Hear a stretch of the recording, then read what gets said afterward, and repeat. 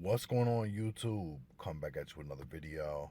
So this paperwork now is coming out from the prosecution as to exactly what 6ix9ine is going to be testifying about and what exactly evidence and issues are they going to be presenting in court. I'm going to read this to you. I have the document in front of me. This is a TMZ document, though. They got their logo on it, so I didn't want to put it out there with their logo on it. I'm going to read you every piece, though. We'll go through this whole thing. It's actually pretty interesting. The first couple parts, the first page or two are kind of boring, so bear with me. We'll get to the good stuff in a minute, but I'm going to read this whole thing. It says, "Dear Judge Engelmeyer, the government respectfully submits this letter to address certain issues raised on September 4th, 2019 at the final pretrial conference in the above captioned matter. First, the following the court's directive at the final pretrial conference, the government has worked to significantly scale back the amount of audio and portions of transcripts that it seeks to admit at trial. Previously, on August 29th, 2019, the government provided the court with draft transcripts reflecting audio communications that it intended to introduce at trial, numbered GX 300 through T through GX 323 through T. Accompanying this letter are highlighted versions of those same transcripts, which were provided to the defense counsel on September 5th, 2019. The highlighted portions are the sections that the government intends to offer at trial. Moreover, the government no longer intends to offer the audio or accompanying transcripts for the following calls: 309T, 318T, and 322T. Counsel for Mac has no objectives to the accuracy of the transcripts. As of the time of this letter, however, counsel for Mac has informed the government that they have not been able to complete their review of the transcripts with Mac for purposes of determining what portion of the transcripts should be admitted into evidence at trial. Counsel for defendant Mac has advised that they will update the court before 5 p.m. today to notify the court which portions of the transcripts are still in dispute as to their admissibility at trial." And then it says, "To be clear, hereinafter, when the government refers to the transcripts, only the highlighted portions are being referenced. The government would either redact or omit, noting the time lapse in the transcripts, the portions that it does not seek to offer.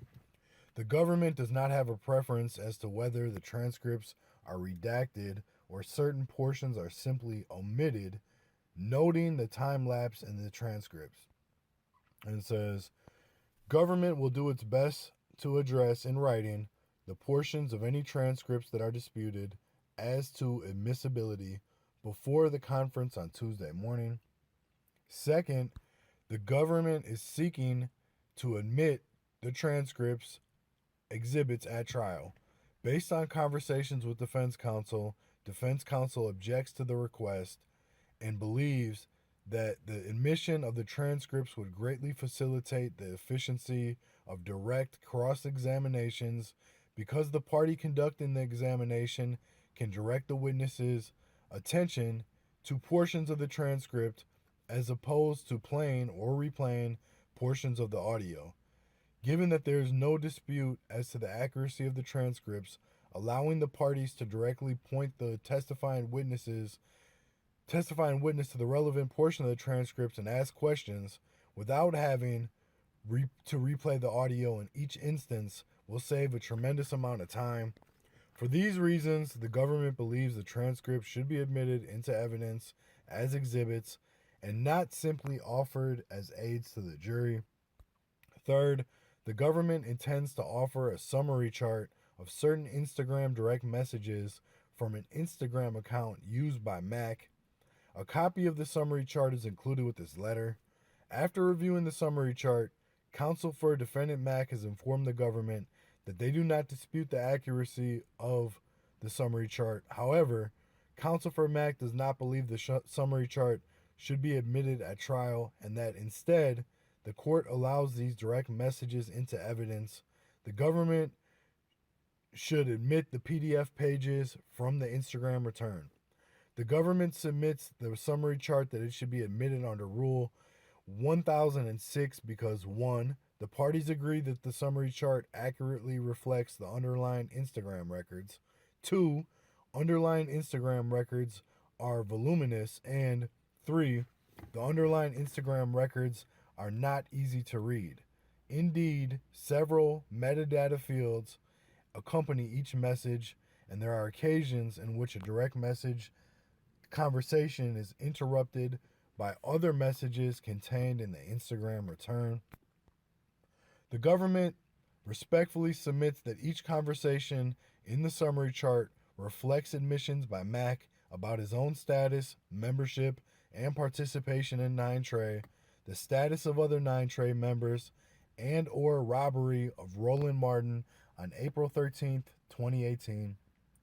Moreover, the government intends to introduce evidence at trial that the users of the following Instagram accounts are members of 9Trey: Billy Eyes 93, a member of 9Trey with the alias Snake Eyes; Numba_93, a member of 9Trey with the alias Flip Body Bags or Flip; and Riot Rel, a member of 9Trey with the alias Riot.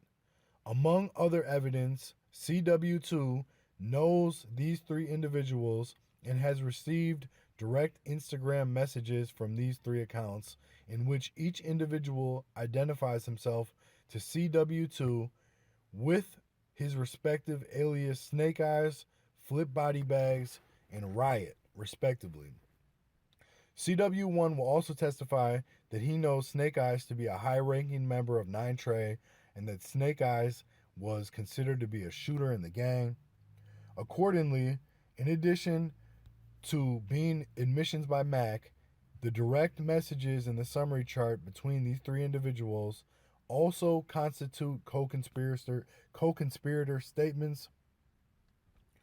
It says that at the time of this letter, the government has not received any comments from counsel for Ellison regarding the transcripts.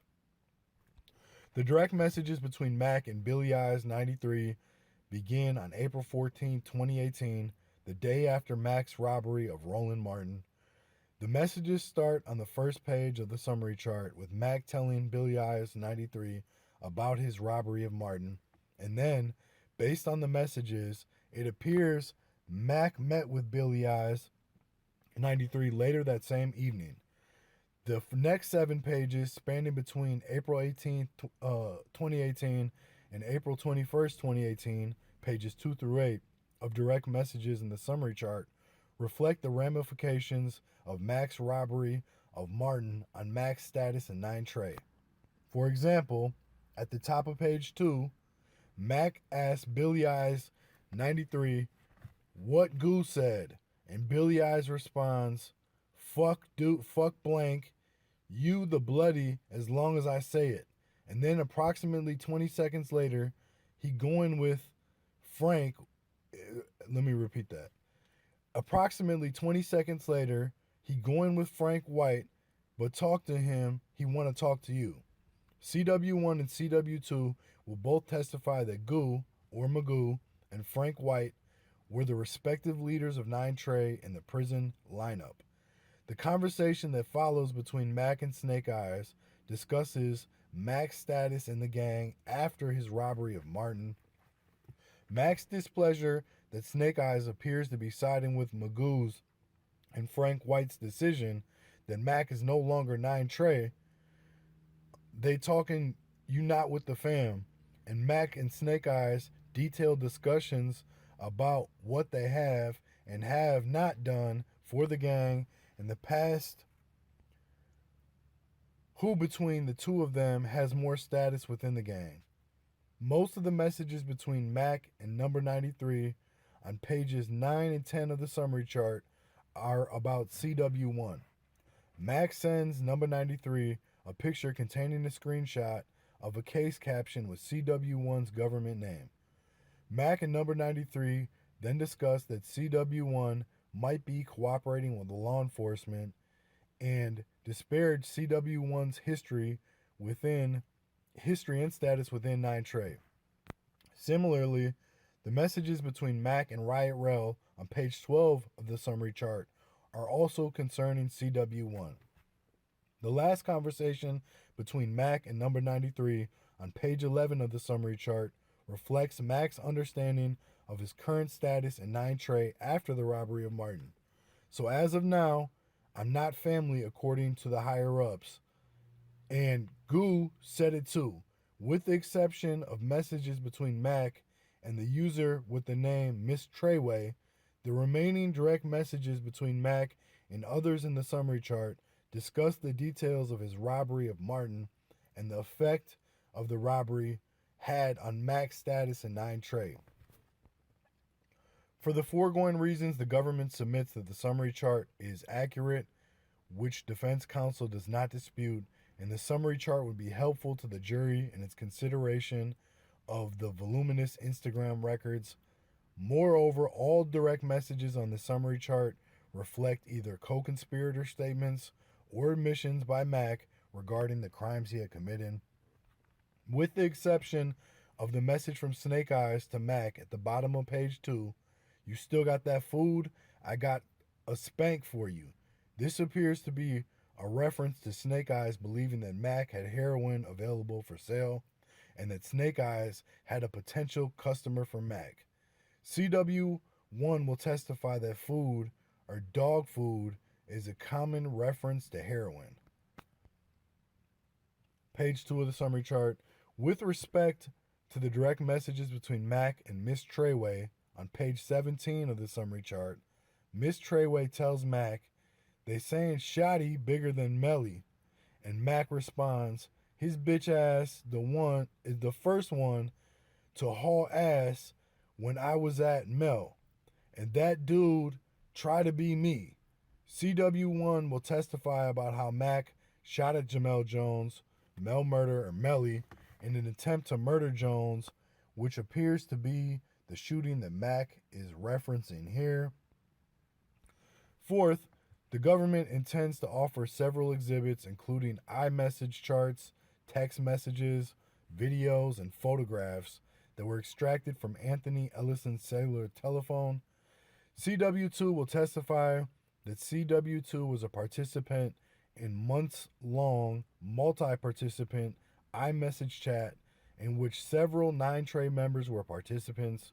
The iMessage chat contains more than 13,000 messages. The government intends to introduce certain portions from that large message. In addition, the government seeks to introduce an iMessage chat between Ellison and CW2 to certain text message exchanges between Jamel Jones, aka Mel Murder, and Ellison. 3. Certain iMessage chats between Ellison and a family member and associate of 9 Trey who provided information to Ellison about CW2 and other 9 Trey members. And 4. An iMessage chats between Ellison and others surrounding the events of the July 22nd, 2018 kidnapping and robbery of CW2. In addition, the government seeks to introduce portions of an iMessage chat between Ellison and a testifying witness, Witness 1, before and after the slashing charged in Count 5, as well as an extraction from Ellison's phone detailing all of the activity, messages, videos, locations, etc., from Ellison's phones in the hours prior to and after the slashing. This is Exhibit A. It looks like iMessage group chats. The government respectfully submits that the iMessage group chat, in which several members of 9 Trey were participants in the chat, should be admitted both as co-conspirator statements pursuant to Fed R, EVID, some numbers, and as party opponent admissions pursuant to Fed R. Okay, just court talk. So this is GX800A. This is where it starts getting interesting. More about 6IX9INE, this Casanova situation, other things. I'm going to read it. The government expects CW2 will testify that the beginning in early 2018, Ellison and Kifano Jordan, aka Shotty, a high-ranking member of 9Trey, began to fight about, among other things, 9Trey's role as it related to CW2. For example, CW2 would testify that Jordan's view was that 9Trey should to respond to any form of disrespect, no matter how slight, in a physical and public way. Ellison viewed Jordan's approach as being akin to using 9Trey to settle social media disputes. CW2 would testify that Ellison preferred to respond to any perceived slights with violence, but there was no reason to publicize it, i.e., word would get out about what happened to those who disrespected 9Trey. Number 2, GX800B. Similar to GX800A and GX800B, CW2 tells the group that they have to run down on Casanova when I get back. The government expects CW2 will testify that this has to do with the rap artist known as Casanova releasing a song called Set Tripping, which had lyrics that were derogatory of CW2.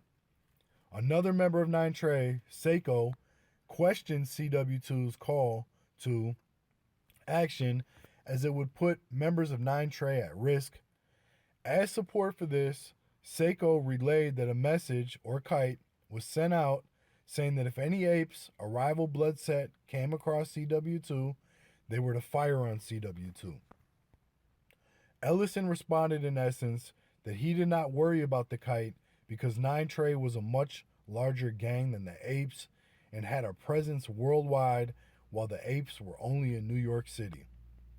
Number 3, GX800D. The government expects CW2 will testify that in March 2018, CW2 was at the South by Southwest Music Festival in Texas. While there, CW2 got into more than one dispute with rappers and promoters based in Houston, Texas. Ellison, who was not with CW at the time, admonished CW2 for allowing himself to be violated. The admonishment devolved into a lengthy back and forth among CW2, Ellison, and other members of 9Trey. The message is probative because, one, it corroborates CW2's anticipated testimony about the break between CW2 and Ellison, and two, Ellison repeatedly questioned CW2's bona fides as a 9Trey member. And then B, iMessage chat between Ellison and CW2. The government respectfully submits that the iMessage chat between Ellison and CW2 should be admitted as co-conspirator statements pursuant to Rule 801D. Okay. 1, GX800E. CW2 and Ellison continued their back and forth in GX800D in a separate chat. Ellison accused CW2 of stranding Ellison and others in Texas after Ellison had flown to Texas to meet with CW2. CW2 referenced that Ellison had threatened CW2's friends who were not 9Trey members. Text message between Ellison and Jamel Jones, aka Mel Murder.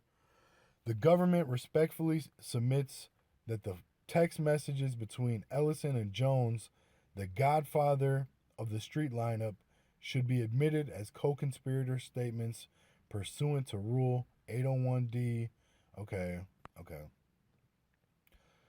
1, GX800C. The government expects CW2 to testify that one of his roles in 9Trey was to make money for the gang and distribute the money among 9Trey members.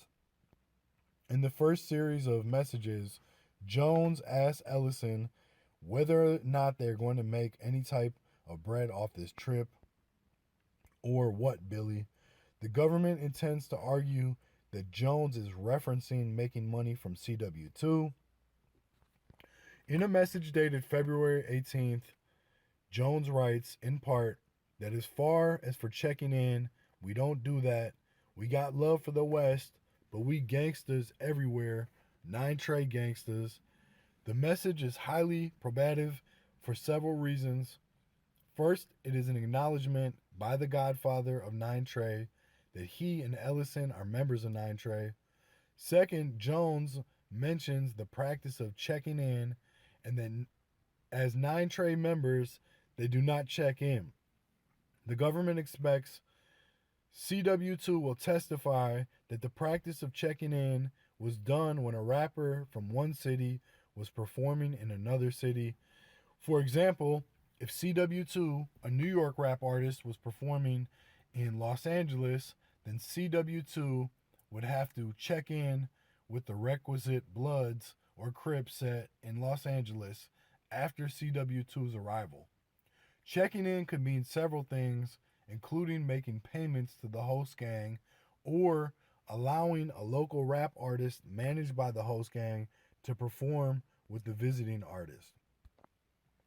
On or about March 4th, 2018, Jones and Ellison exchanged messages concerning how money should not come between them. The government expects CW2 will testify that around this time, a dispute arose because Ellison was not distributing money that CW2 gave Ellison to other members of 9 Trey. The dispute was part of the reason why Ellison was no longer traveled with CW2 and was one of the reasons that led to Ellison's robbery and kidnapping of CW2. Finally, on March 17th, Jones and Ellison exchanged several messages in which Jones is asking why no one is answering his calls and mentions Roe, which the government understands is a reference to Roland Martin, aka Roe Murder, another high-ranking member of 9 Trey. These messages are probative because they occur around the time that CW2 and Ellison split, and they also corroborate that Martin, Jones, Ellison, and CW2 were members of 9 Trey. This is D, iMessage chat between Ellison and female 1. The government respectfully submits that the text messages between Ellison and female 1, who CW2 will testify is the same person with the Instagram handle Miss Treyway, discussed above, should be admitted as co-conspirator statements pursuant to Rule 801D2, okay? The government expects that CW2 will testify that female 1 was related to a 9 Trey member whose family residence was a common meeting area for members of 9 Trey. The messages in these chats show that female 1 provided information to Ellison about the whereabouts and status of other 9 Trey members, and it appears to be one of the first people to whom Ellison contacted after the kidnapping and robbery of CW2. This is 1GX800F. In this chat, female 1 informed Ellison that Black Boy wanted Ellison to call him. The government expects CW2 will testify that Black Boy is a reference to Mac. Later in the message on July 17th, Ellison asked female 1 whether Bix came back. This message is probative because it is sent days before the kidnapping and robbery and appears to be Ellison seeking information about CW2's whereabouts. Number 2, GX800G. At 5:32 a.m., July 22nd, 2018, very shortly after the kidnapping and robbery, Ellison messaged female 1 to hit me ASAP. The next day, female 1 sent Ellison several pictures of articles about the kidnapping and robbery of CW2 marked as GX801G1, 800G2, and 800G3. Later, female 1 messaged Ellison that Snow asking for the Black Boy, which is a reference to another 9 Trey member who was asking for Mac. This message is probative because it shows another 9 Trey member. This message is probative because it shows that Ellison reached out to female 1 almost immediately after the robbery and kidnapping. The female 1 sent Ellison media reports about the kidnapping and robbery. Finally, the messages about Snow and Mac are probative of the fact that female 1 is connected to several members of 9 Trey. Later in the day, on July 22nd, 2018, female 1 and Ellison exchanged several messages that included screenshots of Instagram posts depicting Kafano Jordan, aka Shotty, from Snow's Instagram account. In addition, female 1 sent Ellison a series of 3 videos of what appear to be surveillance cameras outside female 1's residence, showing a black Mercedes-Benz that was parked outside the house and then drove away. The government expects CW2 will testify that after the kidnapping and robbery, Jordan and others went looking for Ellison in Jordan's black Mercedes-Benz. Again, these messages confirm that female 1 was providing Ellison with information related to the aftermath of the kidnapping and robbery. This is iMessage chat between Ellison and individual 1. In its decision read at the September 4th, 2019 conference, the court ruled that this chat was admissible. This is 1 GX800H. The government seeks to introduce this message, which appears to show individual 1 and Ellison discussing a firearm prior to the kidnapping and robbery. After the robbery, individual 1 sends Ellison a video of the firearm in which individual 1 can be heard saying, in sum and substance, that the gun was not working. Finally, in the days after the robbery, individual 1 appears to be telling Ellison that individual 1 was interested in buying some of the jewelry stolen by Ellison. For example, individual 1 told Ellison that if Ellison was trying to let something go, then individual 1 would spend some money for something. Additionally, individual 1 told Ellison to sell individual 1 the bitch with the red face. The government intends to argue that this is a reference to one of CW2's pendants, which was the character Jigsaw from the Saw movie franchise, or to CW2's watch, which had a red face. So number 2, GX800N, similar to exchange in GX800H, approximately 10 days after the robbery, individual 1 and Ellison continued exchanging messages in which individual 1 expressed interest in buying what the government believes is some of CW2's jewelry from Ellison. F, iMessage chat between Ellison and individual 2.